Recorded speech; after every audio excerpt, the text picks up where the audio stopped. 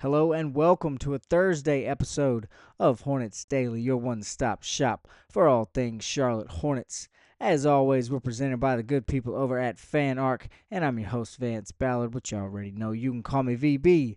Want to thank everybody for joining along with us today, watching along out there. If you haven't already, hit that subscribe button, leave a like and a comment down in the comments section. Always fun watching you guys interact with each other, getting to interact with you guys, hearing your thoughts on the show as we continue to grow this Hornets Daily family here on the program. Now, we got a few things on the docket today, quite a bit buzzing around in the Queen City.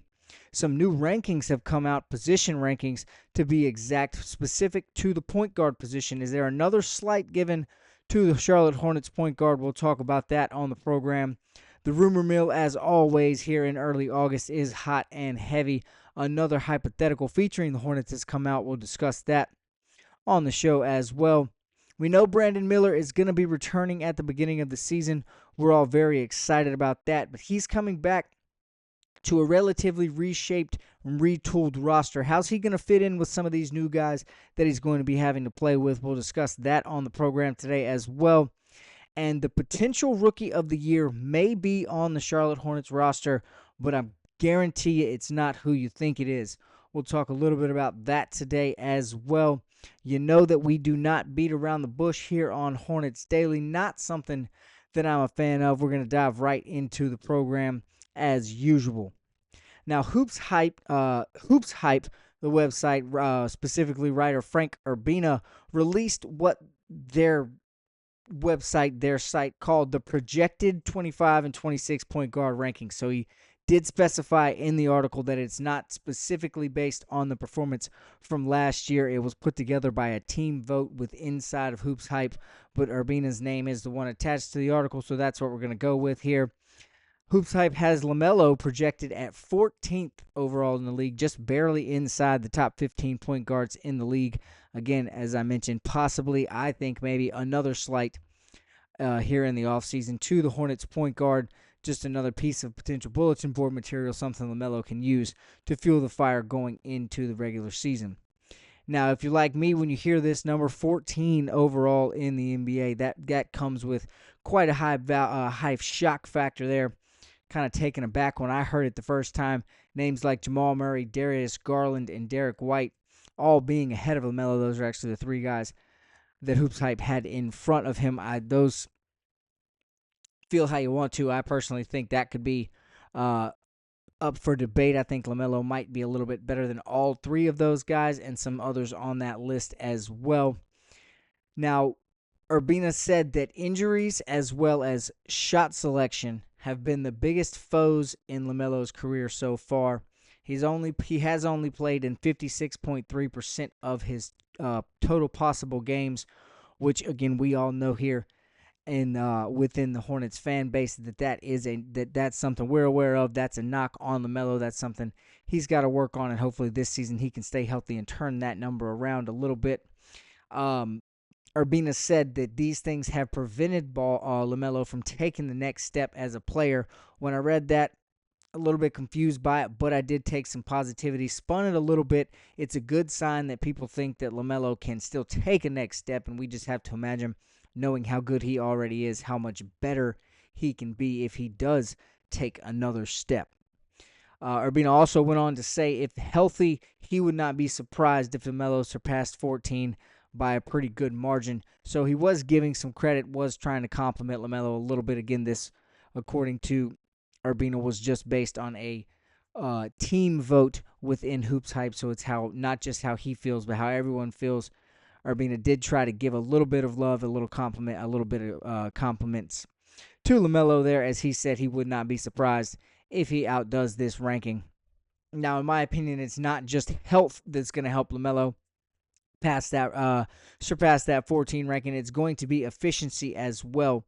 That's going to be the real key in LaMelo improving his game going into this season, from shot selection to shooting percentage overall, and specifically not turning the ball over. He needs to do a better job this year of holding on to the ball, not giving it up, not throwing it away, making errant passes, things like that, just trying to do too much. And with the roster reshaping, with the additions that the Hornets have made in the offseason. I think efficiency is going to be much more easily achieved for LaMelo come this season. Those passes, the players will be more open. The shooters will be making more of the passes, so it'll be easier. He won't have to shoot as many shots. His percentage can go up a little bit. He won't have to take as many bad shots either. His selection can get a little better with the better players on the floor around him. Not as much pressure for him to feel like he's got to do it all.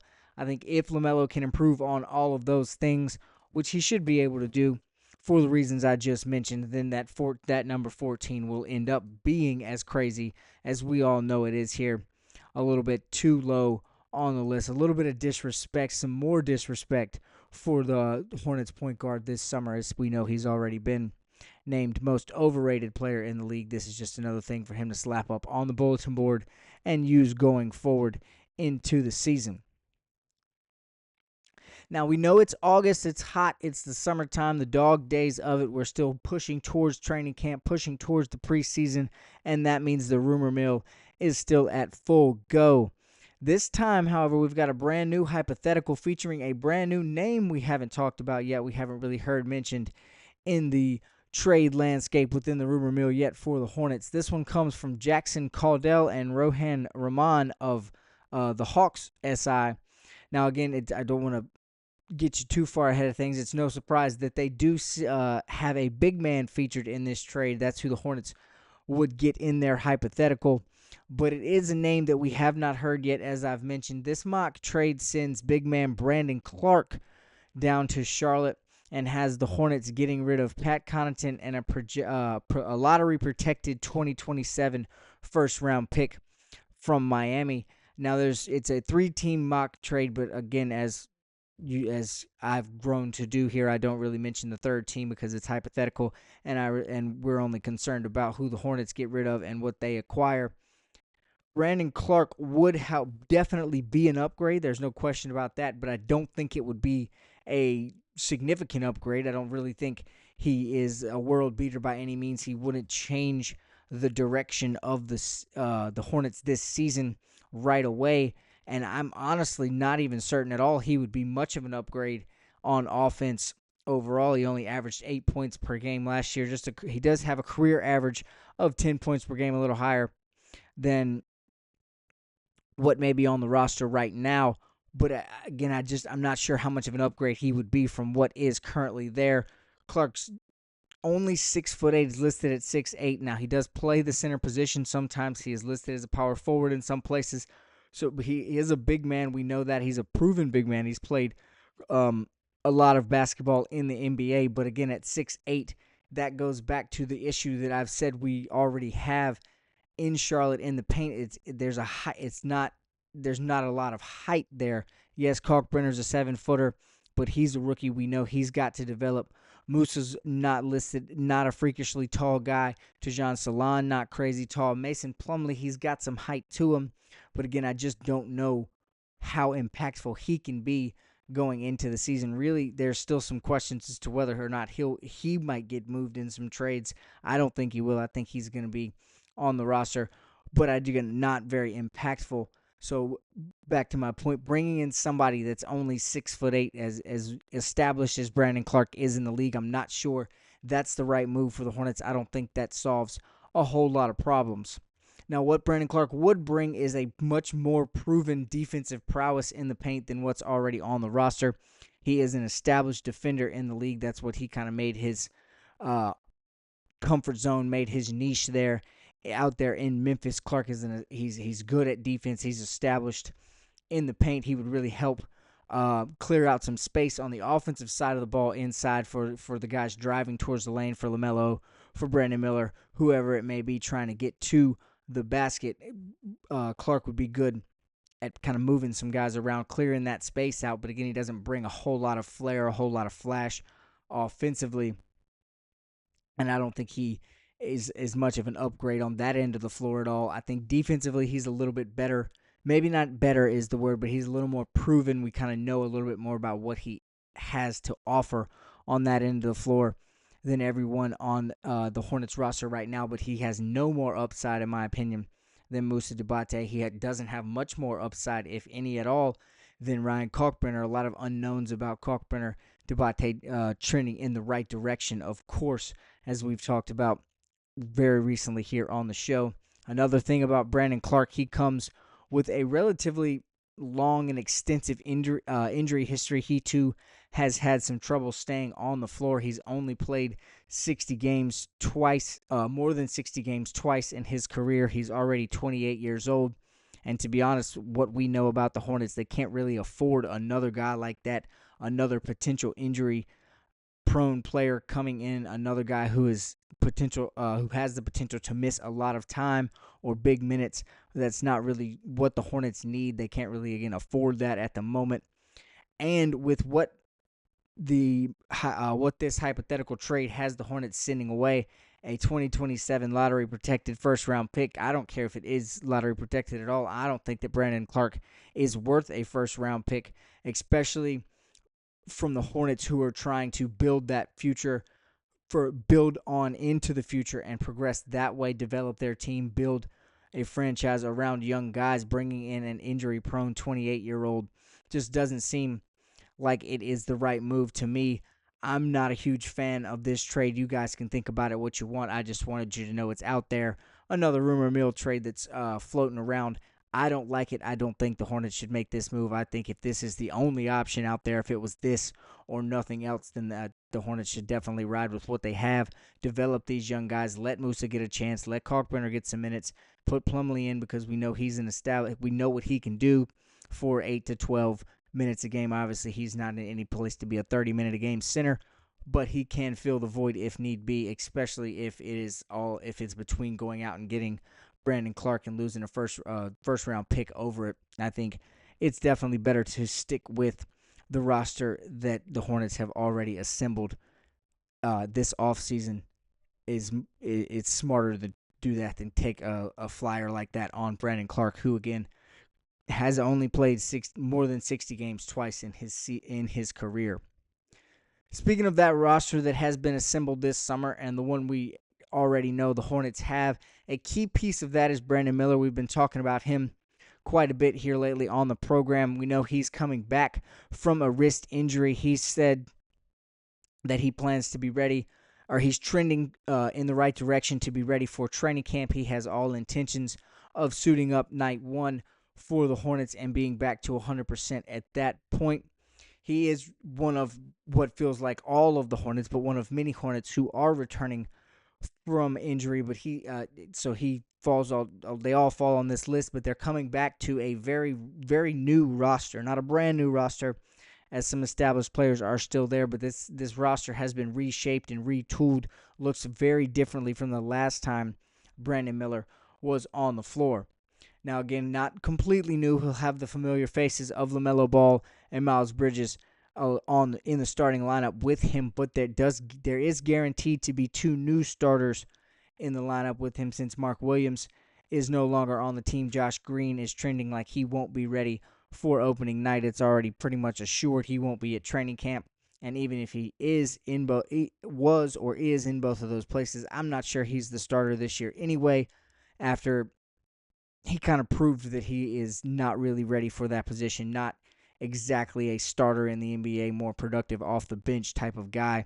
He proved that last year, so Green probably wouldn't be the starter if he is healthy, but I think his shoulder is going to answer that question for us come opening night.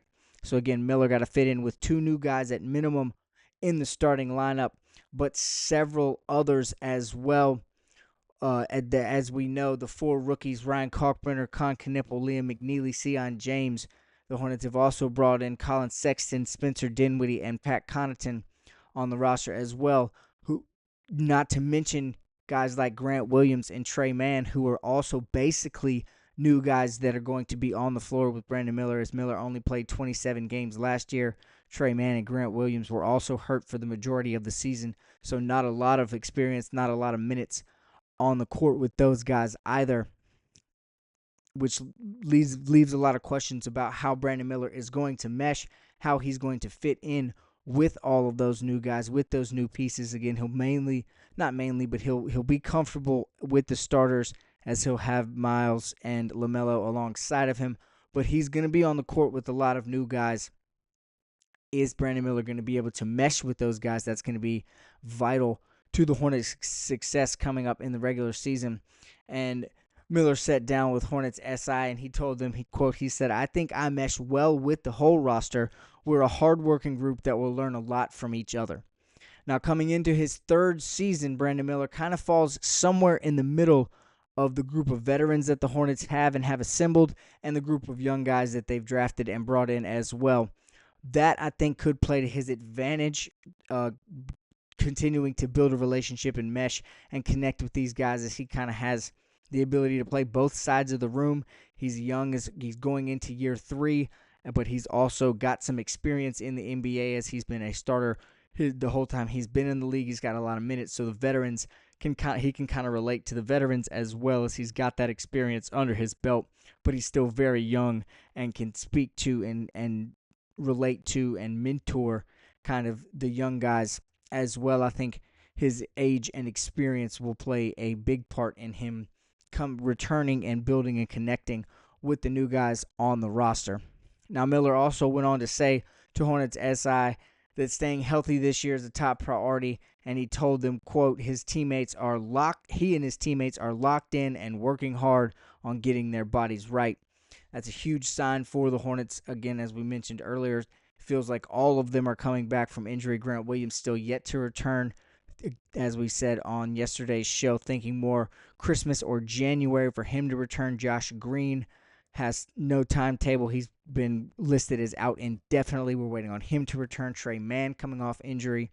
So LaMelo, Miles Bridges had a stint of injury last year. He's getting back healthy. So the roster is going to be healthy. It's not just Brandon Miller, but he is going to be one of the main central focuses. It's going to be the most important for him to mesh with all of these new guys and build a relationship with and connect with them for the success of the Hornets going forward. One of the new guys he's going to have to mesh with could potentially end up being the Rookie of the Year. Now, I know you might think I'm talking Con Knipple here, but surprisingly, I am not, folks. Could Liam McNeely find a way to sneak in and be that sleeper pick for Rookie of the Year? There are some out there who think so. Aurel Dizon at Swarm and Sting floated the idea. That's where I saw it. Shout out to him. And I don't think I hate this idea, to be honest. The more I sit on it and let it come to me a little bit, we know that McNeely showed a lot more than everyone expected in his 2 games out in Vegas during the Summer League. He came out like he was fired out of a rocket off the bench in Game 1. Scored double figures in that, averaged 18 points a game in the 2 games that he played, put his shooting and athletic ability on full display. He managed to silence some critics, at least for now, before he gets fully into the league. He managed to silence them a little bit for the rest of the offseason. About his defensive ability, he showed very, very much promise on that end of the floor. Looked good as well. He showed a tremendous ability, an unexpected ability to rebound at a very high level, as he was able to grab double-digit rebounds in one of the games out in Vegas as well. So I don't hate that take. I don't hate that idea of McNeely kind of sneaking in and taking taking some votes or even winning the Rookie of the Year. The biggest issue, however, is that he is going to have to earn those minutes that get him the Rookie of the Year. He's not guaranteed to be in the starting lineup. As a matter of fact, he's probably closer to guaranteed not to be in the starting lineup early on for the Hornets. But I do think the two things go hand in hand, him earning the minutes and him getting the Rookie of the Year award. If he is able to earn those minutes, it's solely going to be because he's playing like a Rookie of the Year. So if he's on the floor, if he does move into the starting lineup, if he does force Charles Lee's hand to give him major minutes by continuing to show promise and continuing to develop and then playing well on the court when he gets his first early opportunities, if McNeely is able to move into the rotation, earn himself some heavy minutes, maybe it's not that crazy that he finds a way to sneak into that Rookie of the Year conversation and even take home the award. What I do know about this conversation, about this idea, one of the ways it made me feel good is that now this is promise, a more optimism, more hope, not only for this year but for the future, to have 2 guys that could potentially be considered in the Rookie of the Year race in Charlotte. That's optimism like this fan base hasn't had in quite a while. And personally, I'm excited about it. I'm looking forward to the regular season for the first time in a long time. As we said early on in the summer before the draft, a little bit of butterflies, kind of scared of the level of excitement and optimism as a matter of fact. But I think it's a good thing. We've got some promise moving into the preseason, moving into training camp. And here on Hornets Daily, we're going to carry that optimism with us each and every day throughout this program. We'll bring you all the buzz. That's what we do here. That's going to do it for today's show. As always, folks, thank you so much for watching along with us, joining along. Please leave a comment down in the comments section on your thoughts on today's show. What do you guys feel about that Brandon Clark trade that I mentioned? Is Brandon Miller going to be able to mesh? And how crazy am I for thinking that Liam McNeely has a chance to sneak in and win the Rookie of the Year award? I know it's a wild take, and I got to shout out again Aurel DeZone for pitching the idea that I saw on Swarm and Sting. Again, thank you all for watching. Hit that subscribe button, leave a like and a comment. We'll catch you right back here tomorrow for another episode of Hornets Daily.